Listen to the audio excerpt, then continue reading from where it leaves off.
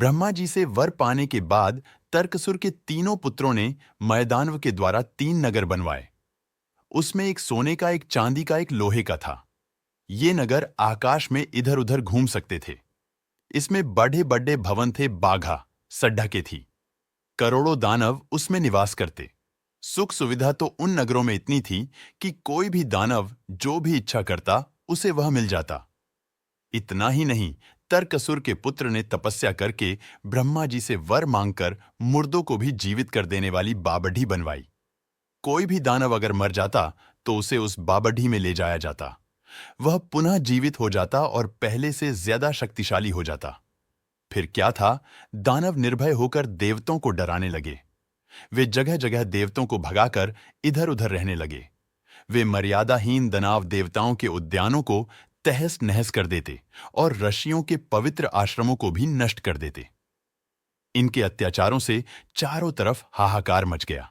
इस प्रकार जब सब लोग पीड़ित हो गए तो सभी देवता इंद्रा के साथ मिलकर उन नगरों पर प्रहार करने लगे। किंतु ब्रह्मा जी के वर के प्रभाव से सब असुर पुनः जीवित हो जाते थे।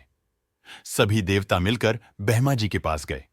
ब्रह्मा जी ने देवताओं को बताया कि भगवान शिव के अलावा आपको कोई भी इस समस्या से नहीं निकाल सकता। तदंतर ब्रह्मा जी के नेतृत्व में सभी देवता भगवान शिव के पास गए। भगवान शिव शरणपन्नों को अभयदान देने वाले हैं। तेजराशि पार्वती जी के पति भगवान शिव के दर्शन पाकर सभी देवताओं ने सर झुककर प्रणाम किया। भगवान शिव ने आशीर्वाद स्वरूप कहा, कहिए आप सबकी क्या इच्छा है। भगवान शिव की आज्ञा पाकर देवताओं ने भगवान शिव की स्तुति की और कहा, हम मन वाणी कर्म से आपकी शरण में हैं, आप हम पर कृपा करें। भगवान शिव ने प्रसन्न होकर कहा, आप सब भय रहित होकर कहिए, मैं आपका क्या कार्य करूं।